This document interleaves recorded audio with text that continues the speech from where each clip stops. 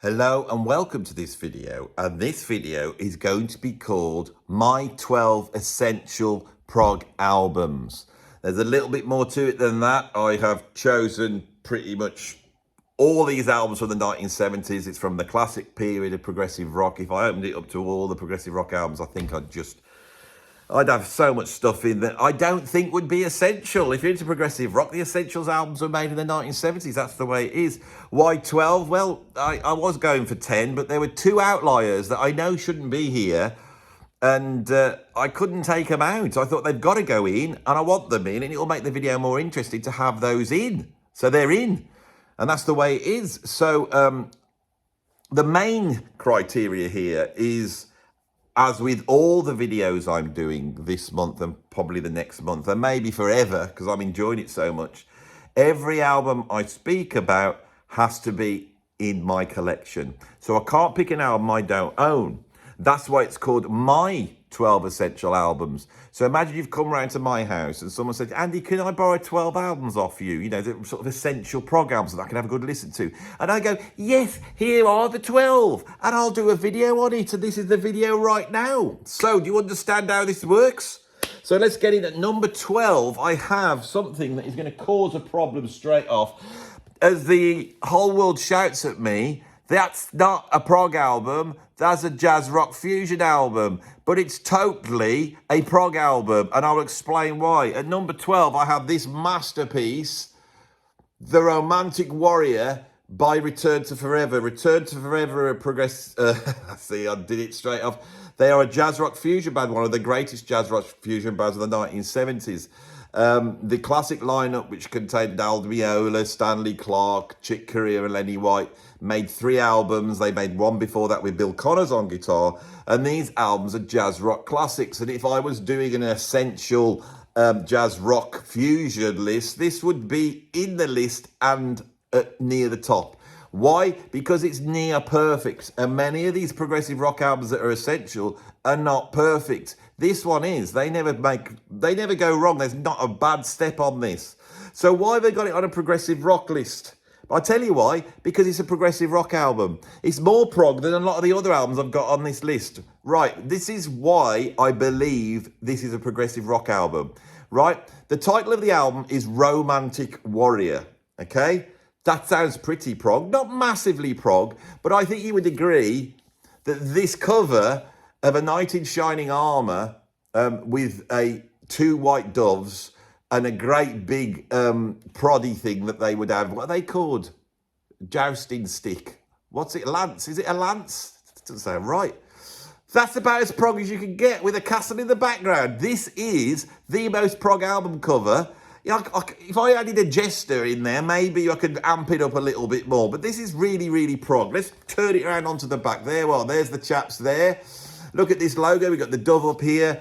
And what you have on here is a load of instrumental jazz rock fusion with a massive classical influence, running through a whole bunch of themes which are based upon sort of medieval chivalry, magic, sword and sorcery.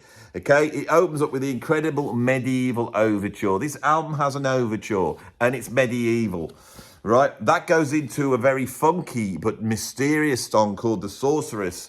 And then they drop down to this beautiful acoustic tune called The Romantic Warrior. Flip it over and we have the bonkers majestic dance, which goes into the quite strange and idiosyncratic The Magician. And then it ends with the epic Jewel of the Jester and the Tyrant. We've got the Jester, he's just not in the picture. And this is broken into 2 parts, parts 1 and parts 2. What you're looking at here is the greatest instrumental progressive rock album made ever. And the fact I've got it down at 12 is just to appease you that they're shouting, no, that's a jazz rock fusion album. Right, this is absolutely bonkers that bands like Soft Machine get put in the prog bracket when they are out and out jazz fusion. And just because this has got no vocals, if you had some English gentleman singing in a sort of whiny voice over the top, this would be the greatest progressive rock album ever made. And those are the reasons why I got it down at number 12. But if you want to have your mind blown, because the thing is, and we have to say this, jazz fusion musicians They're just better than prog musicians. The prog musicians are amazing, don't get me wrong. But the jazz rock fusion musicians are even better. All us musicians know this. We get into prog, and then you discover Billy Cobham or Aldi Meola, and then suddenly you're going down that route. So to hear them playing in this style, they just blow any other band off the planet. Have I sold that to you enough? Because I know a lot of people who want to feel that they've got their essential 12 prog albums, and maybe they haven't got that one. They're going to go, well, I don't know about that one. Go and buy it. It'll blow your mind if you're a prog fan. Right, here's another one that you wouldn't expect to get on the list. This is an incredible progressive rock album. It sold, I think, here in the UK, around about 12 million copies. There's a stage show come out of this progressive rock album. You've got like a theme park. It just goes on. And they were touring it last year here in the UK to sell out crowds. All my students, all my mates were going to see it. What's this progressive rock album that you say that sold all these millions and had this massive cultural influence? Well, it's this one, and this never gets on one of these lists. I've made the mistake of not having it on this list, but this is a masterpiece. Is this not a masterpiece? So Jeff Wayne, who was a British music arranger working in the 60s, 70s, right? He just had this idea of making a musical version of War of the Worlds, right? He enlisted a whole bunch of incredible musicians off the British session scene and a cast of characters unlike anything else. This album is narrated by Richard Burton.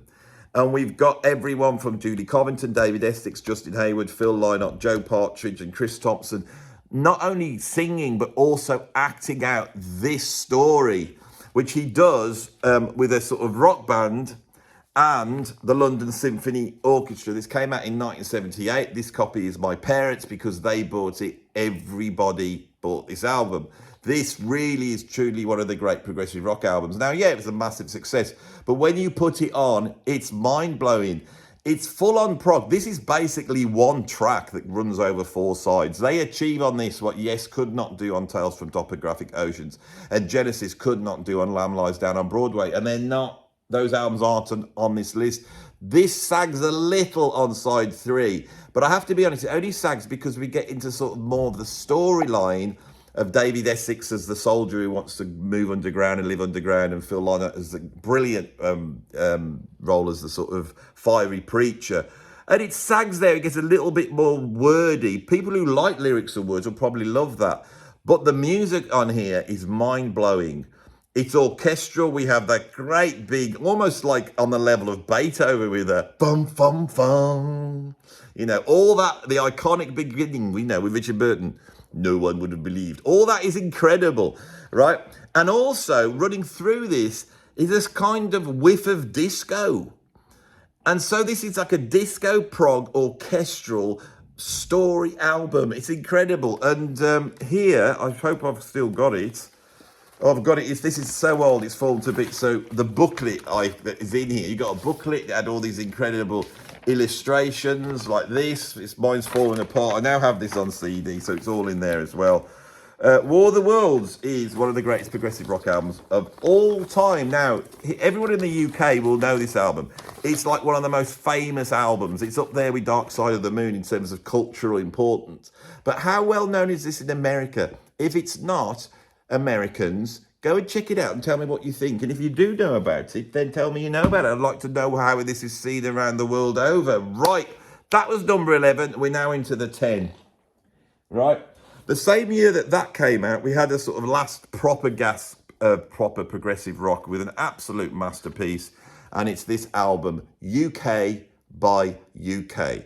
This is a sort of super group put together. It's got Eddie Jobson on electric violin, keyboards and electronics. We've got John Wetton on voice and bass, Alan Holdsworth on the guitars, and Bill Bruford on kit, drums and percussion. It was a short-lived band. The tension that existed in this band, which was between the cohort of Eddie Jobson and John Wetton, who were full-out virtuoso progressive rock musicians, but wanted to move towards something that was much more FM radio friendly. And then the jazzers, which would be Bruford and Holdsworth, that wanted to take this off in a more improvisationary direction. When that works, it's quite incredible. And the tunes on this, I mean, In the Dead of Night, which is basically takes up virtually half of, if not more than, of side one, and it's broken into 3 parts with a reprise. It's absolutely one of the greatest progressive rock tunes, and it features an Alan Holdsworth guitar solo. Now, Alan Holdsworth did about probably 100 guitar solos that are untouchable. You know, if you got the 200th greatest Alan Holdsworth guitar solo, it's still untouchable by anybody else. And I'm so pleased that within a really tightly composed and structured tune like In the Dead of Night, he was able to drop that guitar solo in, because that really, proggers, points to who the greatest guitarist was that ever played progressive rock. Because if Alan Holdsworth had played anything, he would have been the greatest in it. I love the bloke. That's followed up by the epic 30 Years. So we've got 2 epics on side 1. And then on side 2, much shorter, Alaska, Time to Kill, Nevermore, and Mental Medication. All really great. The Presto Vivace and Reprise, the 3rd part of In the Dead of Night, is incredible. You have to hear it. It is so virtuoso. The lyrics are great on this. It's got that sort of English aesthetic. It's melancholic, but it also has a very American polish and drive. John Wetton would then go on to form Asia after making 2 more albums with this lineup, which was reduced to just him and Eddie Jobson, with Terry Bozzio on drums. Danger Money is one of my favourite prog albums. I absolutely love it. Danger Money is so underrated. The live album is so underrated. They've now brought that as a box set. There's a whole ton of UK stuff. There's so much out there now. But when that didn't quite work, he went on to do Asia. Asia aren't going to be on this list. They aren't prog, although there's a lot of prog in there. And then they had #1 hit records. Holdsworth and Bill Bruford then went on to form the band Bruford together. They'd already worked together on the album Feels Good to Me. And they brought out an album that is absolutely perfect called One of a Kind. One of a Kind is, I think, being reissued at the moment. I don't own a copy of One of a Kind. I know one of the greatest albums ever made, but it's one of the greatest British fusion albums ever made. It has quite a strong influence of progressive rock on there. I think I will get the box set thing when it comes out. I'll order it and we'll have a chat about One of a Kind, because it's so great. And for me, One of a Kind is a greater album than this one. And that's saying something, because this is one of the greatest. So let's leave that one there and move on to number 9. At number 9, there's a place here for Mike Oldfield. And that place should be Tubular Bells, shouldn't it? Because Tubular Bells, a little bit like War of the Worlds, or even more importantly, was this really weird, full-on progressive album made by one kid who was 19 years old, holed up in a recording studio at night, that made an album that just had 2 sidelong instrumental tracks. It came out, it should have just disappeared and be some esoteric release that I might have talked about at one afternoon, 2 years ago. But instead, the theme got picked up by William Friedkin. It appeared in The Exorcist, and before you know it, this album sold 50 million copies, which goes to prove if you get any progressive rock album and market it enough, the people will buy it. Now, for me, Oldfield, who when I started this channel, had very little interest in, I owned a copy of Tubular Bells, and I'd never listened to it. I'd had it for like 20 or 30 years on vinyl. I think I'd listened to a bit of it when I first bought it and never listened to it again. Doing the channel, I sat down and listened to Tubular Bells. I thought, God, this is amazing. I didn't get it when I was a kid. And then I went and listened to Hergus Ridge, amazing. And then I listened to Amador, and I thought, oh my God, this is even better. Oldfield's like a genius. And my sort of trajectory, I'm up to around about Crisis at the moment. But when I came to this album, which I've got at number, whatever it is, I think 8 or 9, I can't remember. We'll work it out in a minute. Incantations. This is just a masterpiece. This album's absolutely perfect. It's a double album with 1 track on each side, right? I tell you something, when it comes to prog, I know the tricks when it comes to making epics. I've made enough epics myself, right? There's a thing called the prog sandwich. And the prog sandwich is that you write a song, a normal rock song. You do that song at the beginning, a little bit quieter. Then you have a load of fiddling about. And then after about 5 or 6 minutes of fiddling about, you go back to the original song, but you play it in a more of a grandiose way. That's the prog sandwich. And so many prog bands use that to create long-form compositions. The great ones don't. And they're few and far between, the progressive rock bands who actually have the chops to make a track which should be 20 minutes long and isn't just basically side one, which is 5 songs just glued together with some interesting joins, right? Now, there's an artistry in doing that, and it's incredible. But Oldfield is exploring almost like modern compositional techniques, but really using the studio as the main instrument. In that way, he's a pioneer. And in 1973, he does something that not only, I think, in terms of modern classical music, is so much further out than any modern classical composers during that time, but he also sells millions of records.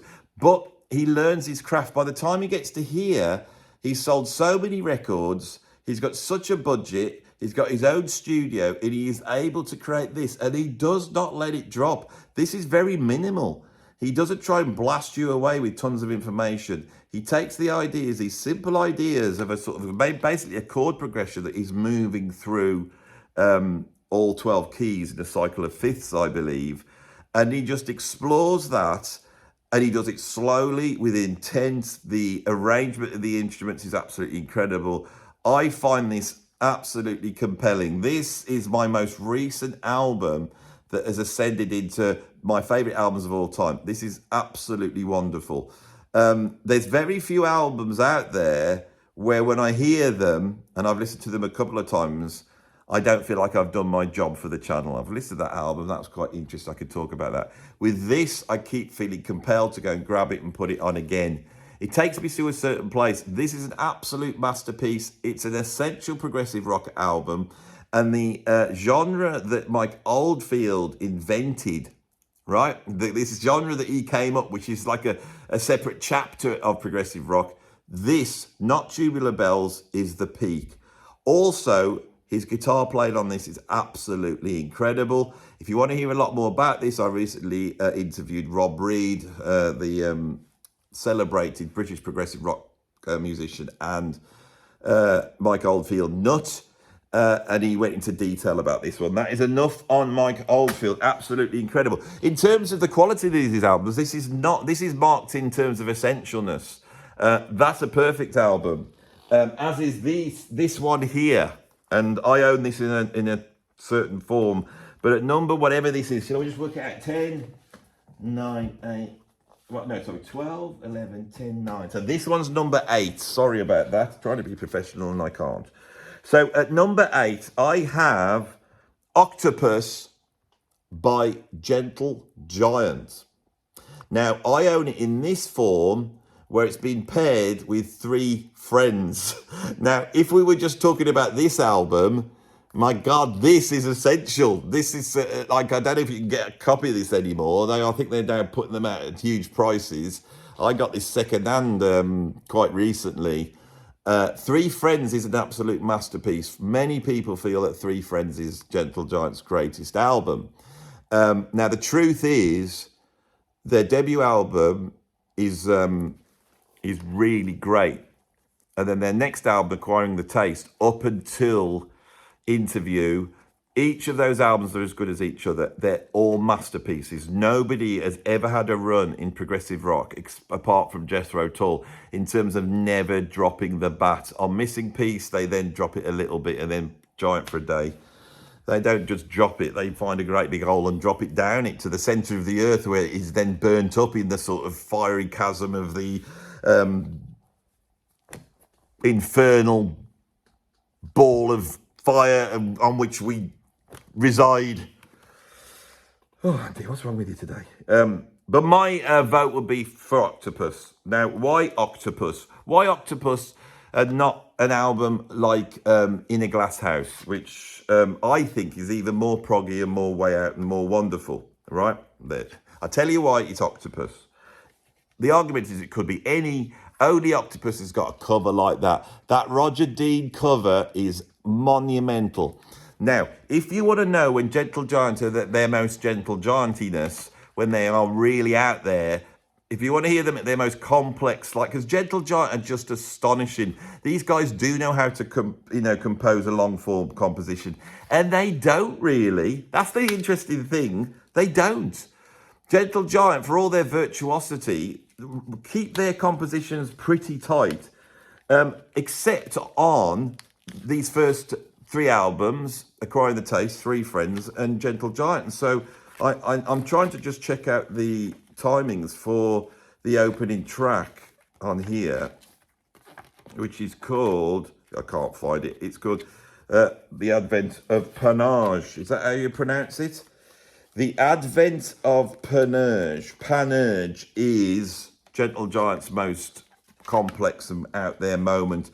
It also contains Knots, which is a classic Gentle Giant and is pretty out there as well. So this is here, you know, this album is here just for its progginess. Three Friends, which is a sort of triptych, a three-part, or is it four-part? In here, we've got it down as a six-part. When I've listened to it, I've always felt that this is a three-part piece. This is a sort of tracks, it's a conceptual album that tracks the sort of three people that go to school, these three friends and their sort of different directions in life. I got to be honest, these two albums together, that's just bloody essential. But I can't do that as cheating. So it's Octopus. Gentle Giant, right, they are prog's prog as far as I'm concerned. They were successful, you know, they sold albums, they did tours, but they never quite hit the big league. And the reason for that, I think, is because the stuff is so prog. It's so prog. But the thing I love about Gentle Giant is not only is it proggy, but it's funky. The best prog is funky, isn't it? The best prog is psychedelic and funky. Now, when I say psychedelic and funky, what band do you think of? And it's the band I've got at number 7. This album always makes my list. It's always one that people sort of moan about a little bit. I put it on again the other day and I thought, well, this is another perfect album. It's just never lets up. It's just so epic and out there and trippy and weird and funky and just incredible. It is You by Gong. And my vinyl copy hasn't got the usual pyramid cover. I actually sorted this one out. I like that cover more than the pyramid one. There we go. There's the rear. Gong is 1 and 1 is You. We've got 5 tracks on side 1. Now you have it. What you've got is 1 track that starts up and slow burns up and up and up and up. It's like one side-long epic that's been broken into 5 parts. It's trippy, it's out there, it's funky. The soloing is incredible, but there's also vocals on there, and it tells the story, the final part of the Teapot trilogy, which I cannot go into. This is the 3rd part of a triptych of albums. I've said triptych twice. Trio of albums, or 3 albums. So that is very prog anyway, isn't it, if you think about it? Which tells the story of Zero the hero and how he meets some pothead pixies and they seem to take him on some sort of psychedelic journey. And this is the full, the summation of the psychedelic journey. Do you need to know that story to appreciate this album? No. Does anyone actually understand what this story is about? Maybe, and only if they've been chemically enhanced in some sort of way. Side 2, we have the catchy Perfect Mystery, nice little song. Then we have I Love Everywhere, and then the mind-blowing climax, which is You Never Blow Your Trip Forever. A little bit of advice there, incredible. We've got Mike Howlett on bass guitar, Pierre Malone on drums and percussion, one of the great progressive rock bands, drums that ever lived. Steve Hillage on lead guitar. We've got Blundido Glad de Grass brass, wind and instruments, which is, oh God, Andy. Is it Diddy Alba? I can't remember. So I'll just stop there. We've got Dingo Virgin on vocal locus, Shakti Yoni on poems and space whispers, and Bamaloni Yoni on wee wee voices. And because it's just off his head, isn't it? This album is off his head. It's massively prog. It represents that sort of whimsical prog that we associate with the sort of Canterbury scene. Although this isn't quite Canterbury. If I had a 13th place here on my essential list, I would probably have The Land of Grey and Pink by Caravan, which is a fantastic album. Really represents the Caravan, really represents the Canterbury scene. And at number 14, I'd have some Van de Graaff Generator, even though I hate them. I would have them, just to please everybody, because they're not on the list. Right, what are we on now? Is it number 5? Right. No, it's number 6. So at number 6, I have this brilliant album, Foxtrot by Genesis. Now, for me, unlike Gentle Giant, Genesis never made a masterpiece album, and they definitely didn't do a masterpiece prog album. And I go around, you know, Lamb Lies Down on Broadway is incredible, but it's not like a normal Genesis prog album, but it's great, but it does stagger towards the back end a little bit, only a little bit. The first album that Jonathan King produced is just can't count. Trespass, you start to hear the sound, but it's not fully formed. Nursery Crime is my favourite in terms of the whimsical English Genesis, of which we've only got a few albums. We've got Nursery Crime, Foxtrot, and Selling England by the Pound. Nursery Crime is actually my personal favourite. When you talk to Genesis fans, they love Selling England by the Pound, but I do think it has some songs that aren't that great, and the production's not quite in the same sort of majestic area as this one. Now, this one, Side 2, which contains the epic Supper's Ready, is absolutely perfect. And the trouble is, I think that when we look at Side 1 on this album, right, it does contain some absolutely masterpiece Genesis tracks. I have to put it out because I can't remember it. I don't want to get this wrong. So, yeah, Side 1, we've got Watcher of the Skies, which is another masterpiece. Then we've got Timetable, Get 'Em Out by Friday, and Can Utility and the Coastliners. They're all great. It's just not in top tier Genesis stuff. That's all it is. This album's pretty close to being there. But Supper's Ready, I have to be honest, if you want to know what the fuss is about Genesis in terms of progressive rock and why they're loved and so why they're so wonderful, go and listen to Supper's Ready. In that track, which I think is about 24 minutes long, they just do everything. And I only have to think about it, and I'm taken to a place, this weird, surrealist Edward Lear, Alice in Wonderland place that Genesis take you to, which is so strange that a rock and roll band can do that. Phil Collins is just... I believe now that he's the greatest progressive rock drummer. Barrymore Barlow, him, Pierre Morlon, they're the top guys as far as I'm concerned. And Phil Collins just provides such a fat and funky backbeat, and he's able to play and traverse his way through all these weird time signatures with absolute ease, swinging. Tony Banks is just iconic. Such an interesting keyboard player with the virtuosity of a Rick Wakeman, of Keith Emerson, but perhaps with a little bit more taste. Mike Rutherford's there, you know, classic bass playing, supportive, great composer. Steve Hackett is one of the most iconic guitarists in prog. I mean, this Genesis is amazing, absolutely amazing. And the only reason why that's down is that there's just not one album you can point to and go, that's the definitive album. Right, what have we got next on this? So now we are at, why can't my brain remember this? We are now at number 5. We're getting to the top lot. Right, this one's a little bit contentious, right? Jethro Tull have to be on this list. They are an anomaly. Jethro Tull is one of the great progressive rock bands of the 70s, obviously. They sold millions of albums. They could fill arenas, stadiums. Their albums would go to number 1 in the charts, right? And yet we don't seem to put them in with Yes and Pink Floyd, even though they were so massively successful. I find that strange that that doesn't happen.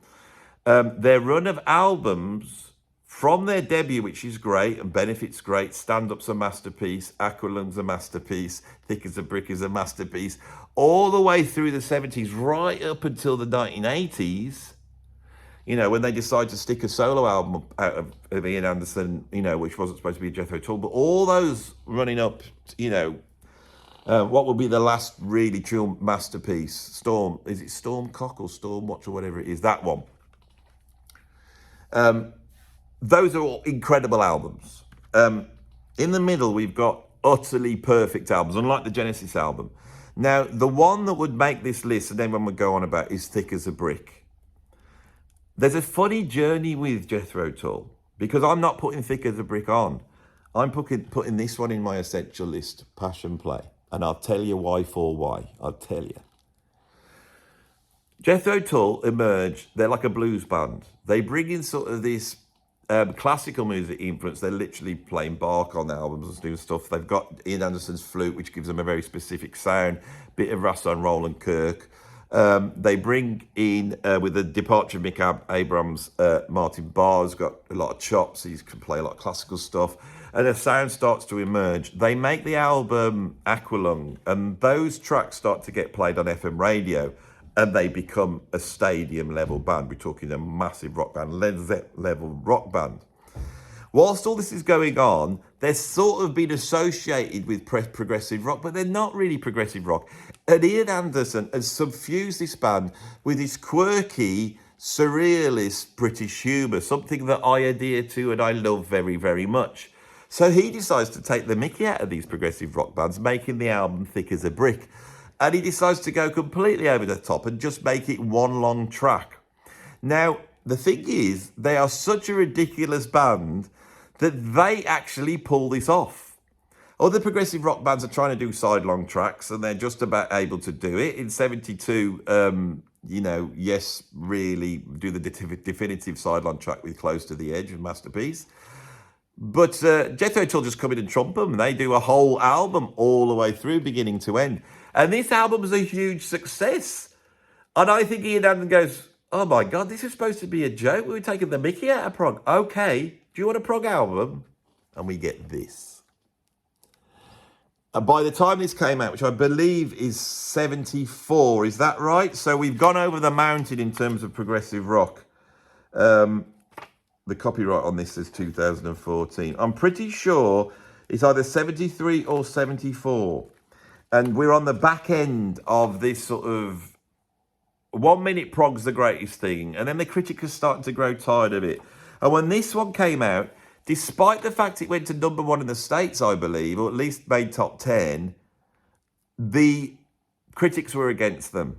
And they had a backlash that would then start to hit them, and actually coloured my appreciation of them. So albums like War Child and Minstrel in the Gallery, I didn't think were very good.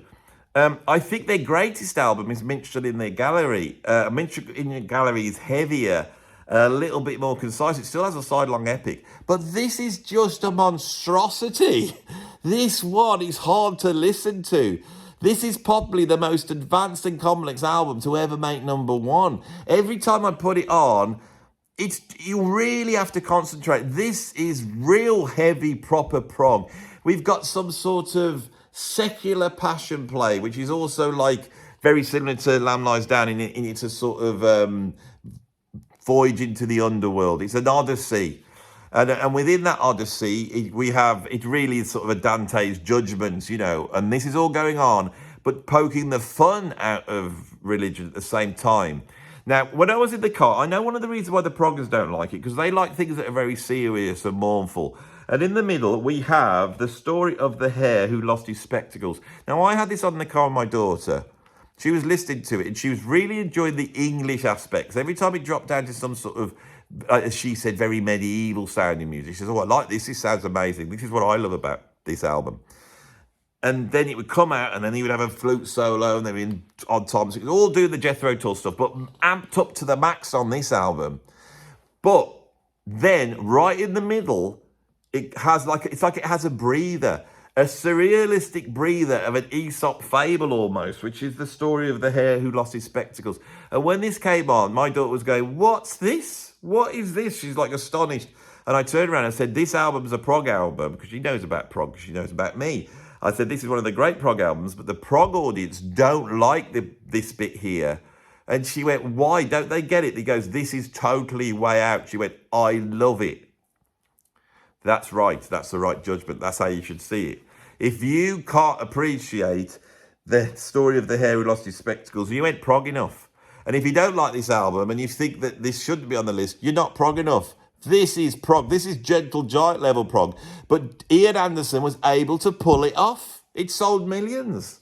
Great cover, don't you think? Absolutely amazing cover. All those albums are amazing. But if you're going to have the 12 essential progressive rock albums, one of them's going to have to go, right, I think this has gone a little bit too far now. I don't know if I can take it. That's the album. Right, what have we got now at #4? Right. Doing this channel, I've gone from having a sort of mild dislike of this band to absolutely loving them. And I loved them when I was a kid. It is, of course, ELP. And like Genesis, I keep flitting from which album to the next. Now, they make incredible albums, but the thing with the LP is they do have a quirky sense of humour. They do often put some silly sort of song on it, on their albums. Now, the debut album, I think, artistically, is the greatest album, which is called Emerson, Lake and Palmer. That's dark. It's got almost sort of Van der Graaf generator dark, and it never lets up. It's heavy and bleak. It's unbelievable.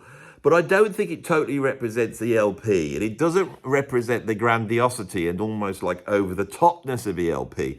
Now, once the LP become the most over-the-top band in the world, and again, they sold millions of records, sold out stadiums. They even had 3 lorries with their names on the top that you could only read if you got a helicopter, which, of course, the mainstream press will take the mickey out of them for. And I'm like, bloody hell. What progressive rock fan hasn't got a helicopter? And anyway, they've all got drones nowadays. You know, every progressive rock fan's got a drone. They love their gadgets. And the fact is that when you tell a progressive rock fan that they've got a lorry with the names on the top, the progressive rock fan doesn't say, why is that so silly? That's ridiculous. They just go, oh, wow, that's amazing. Because that's what they're like. They love stuff like this. So we have to represent the grandiosity. So it's which one's just got the least offensive, jokey track? And of course, it's this masterpiece. And this, I think, this is my favourite album by ELP. It's right in the middle. I think it came out in 1972, didn't it? So it's right in that year when prog is ruling the world. Yeah, 72. Endless Enigma, Part 1, going into Fugue, and then Endless Enigma, Part 2. Oh, what an epic. They're at their peak. Then we get From the Beginning, isn't that Greg Lake's greatest of these sort of lovely acoustic songs he always sticks on? We love them all, don't we? Then we get The Joke, which is The Sheriff. The Sheriff is sort of a cowboy pastiche. It's brilliant. It's the best of the jokey ones. Then we get Hoedown, which is their adaptation of an Aaron Copland tune. Absolutely amazing. Turn It Over. We get Trilogy, ELP's finest moment, do you think? Living in Sin, dirty rock and roll from ELP. They were good at that. And then the Abaddon's Bolero, which again is another full-on prog, almost like a classical music for a rock band. That's it. Look at the cover. They're all together with that, their shirts off, looking at the sunset together, you know, and they're thinking to each other, is this a little bit gay? And then, nah, don't worry about that. And, you know, it's not like we're standing on a beach with our chests out, you know. Yeah, who would do that, they ask themselves. This is the picture inside. I love that. Loads of ELPs dotted through the forest. Can you imagine walking into the forest and finding that was going on? That would be a frightening thing, wouldn't it? ELP, I love them. You cannot be that bombastic and silly. Musically, they are serious. They are monsters. Keith Emerson is just insane, not just a keyboardist, but as a composer. They could write through compositions, but not as great as the guy that we got at number 3. This guy, in terms of what we're talking about, being able to write a composition for a rock band, see it through, have a track that goes from a whole bunch of a side, conceptual continuity and all that. There's one guy that is just prog. It just trumps everything. It's more complex, it's more huge, it's more massive, it's more conceptual. It's Frank Zappa. And I knew I would have to put Frank Zappa on this list. Sometimes when I think about these lists, I think, should I just miss Frank off? Because he's a world unto himself. I thought, you got to put Frank on. So I'm just about to grab One Size Fits All. And as I'm about to grab it, I think with One Size Fits All, it's the obvious choice because it opens up with the incredible Inca Roads, which is a progressive rock masterpiece. But then what happens? Can't Get No Shoes. That's not prog, right? Then you get that tune about the dogs, you know, watching the piano. That's sort of proggy, but it's a bit strange, isn't it? And then we get like San Bernardino, and we get a whole bunch of songs that aren't really prog. Andy, you know, the brilliantly named Andy is a little bit prog. The sort of final so for the instrument, that's a little bit, it's not that prog, is it? So I thought, when is Zappa at his most prog? What's his most prog album that's an utter masterpiece? And I sat there like this thinking about it with my vast knowledge of Zappa. And I thought, hang on, there's one album that just basically out-progs all of the progressive rock bands. And believe it or not, it's this one. And I put it at number 3. This is so prog, and it's so perfect in its conception, even though it was coupled together by the record label out of his, whatever it was, triple disc, quadruple disc leather, which the record company wouldn't let him put out. So he left Warner Brothers, dumped the tapes on him, and they reshaped some of the leather material into 3 albums. Well, actually 4. The live album, Zappa in New York, this one, Studio Tam, Sleep Dirt, and Orchestral Favourites. Now, they went and got some artists to do the covers, and they went and did it. Zappa didn't approve of this, but this guy happened to produce one of the most iconic Zappa covers. It's a fantastic cover there with the mouse seat coming out and looking at whatever that pizza thing is. Not quite sure what the hell's going on there, but that's what's going on there. And they pulled 3 tracks that are absolutely incredible. 4 tracks.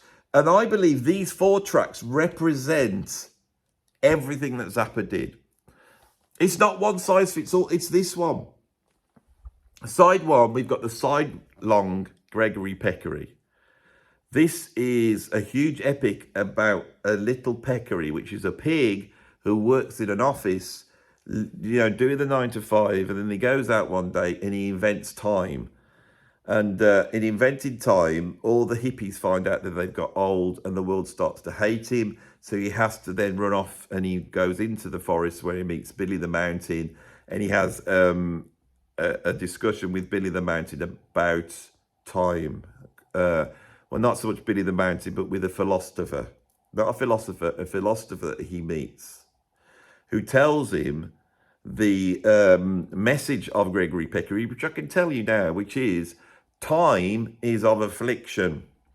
I've thought about that quite deeply, and it does have quite a heavy kick when you think of time as being, time isn't an affliction, it's of affliction. Think about it. Heavy stuff. So this is a progressive rock album, which is funny and silly, but epic.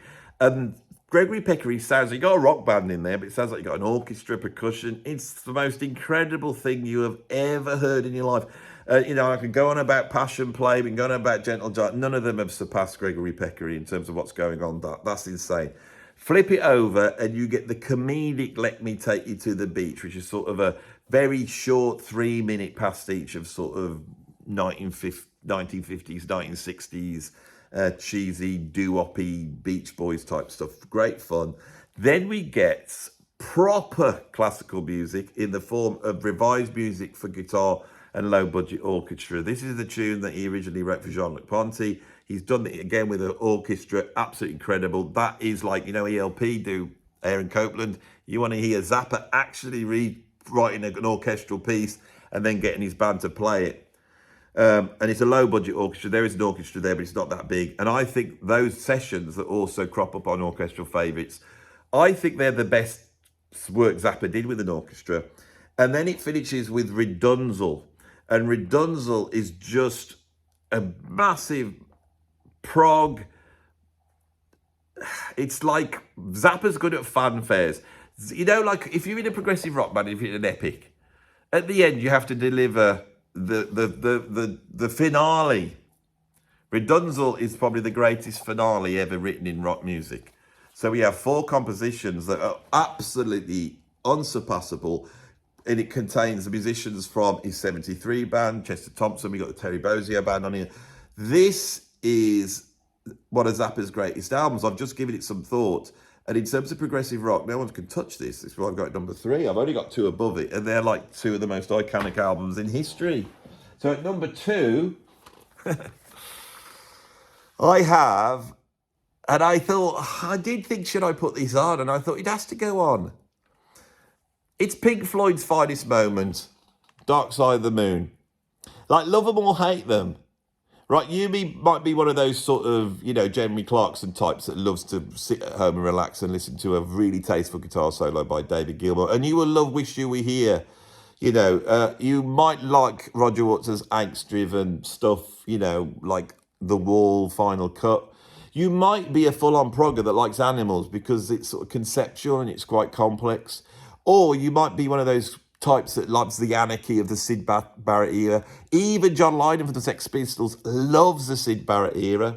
You might want to be one of those avant-garde types that wants to champion Ummagumma, all the sort of boring experimental albums they made before they made this one. But the truth is, This one's ridiculous. I could pick some kids up in my car. Not that I do that all the time. They're my kids. But if I pick my kids up with their friends in the car and I put this on, which I have done, they're going to be blown away by it. This is such a heavy album. It's a proper prog album. It does everything. And this idea that you could only be prog when you're a virtuoso, well, a load of rubbish, right?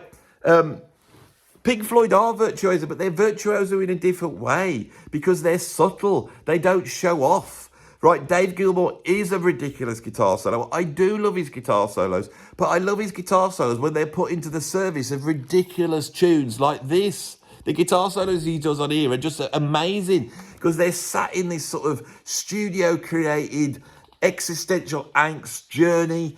And, you know, and it's like, if I play this, because I've got kids and I play my records in the car and I see how they react. And when it gets up to Great Gig in the Sky, they know that and they love it. And I'm thinking, how does a band pull this off? This is one of the biggest selling albums of all time. It's one of the heaviest albums of all time. Everything about it is iconic. If we love progressive rock and we want to champion it and fight against all those idiots, the too cool for school types who don't want to bloody give it the due it deserves, we have to say, well, what about this? Your punk bands never made this. Velvet Underground never made this. Right? None of those bands were ever able to come up. Neil Young, whoever it is that you're championing as being Grace. Van Morrison. Forget Van Morrison. Forget Astral Weeks. It's nothing compared to this. This is one of my favourite albums of all time. I only own 2 Pink Floyd albums, believe it or not. All I own in my collections is Echoes, their best of. Brilliant. It's got Echoes on it and all my favourite ones. That's amazing. And this one. And now I'm holding it in my hand, much like the Mike Oldfield one. I want to then, when I leave this place, stick it in the car. I want to listen to it again. I've heard it about 500 times. Dark Side of the Moon's amazing. I need to go to the toilet now, but I'm at number 1. You know it. And I wanted to change it. Never in the history of top 10s has one band been able to monopolise the number 1 slot in this list. It'll never go. This is the greatest progressive rock album of all time. It's absolutely perfect. It delivers everything that's great about progressive rock. It's sold loads of copies. It's massively successful, even though it's only got 3 tunes on it. And like the truly greatest progressive rock, it has the aspects of the minimal as well as the maximal. And the minimal is embodied in the artwork on the cover. That's all you need. That's all you need for this album. This quietly says, yeah, this is the greatest progressive rock album of all time.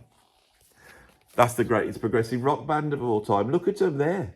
Well, except for Eddie Alford here. He's the engineer. But he was involved in making this album. He was the guy sticking all the tape together. It's got its own typeface. It's been handwritten. We love that. What's inside the gatefold, we ask? Nothing. Nothing. Just progressive rock landscape for us to get lost in. I want to walk across that bridge and swim in that lake. That lake which is also on the top of a mountain. Where's the water coming from? It's magical water. What happens if you swim in that lake? Well, it either kills you or makes you immortal. I want to do it. You can't do it, Andy. Obviously, I've got very little to say about this album. I can't say any more. I've spoken about it so many times. And I need to go to the toilet. I normally, this never happens. But I'm going to have to go.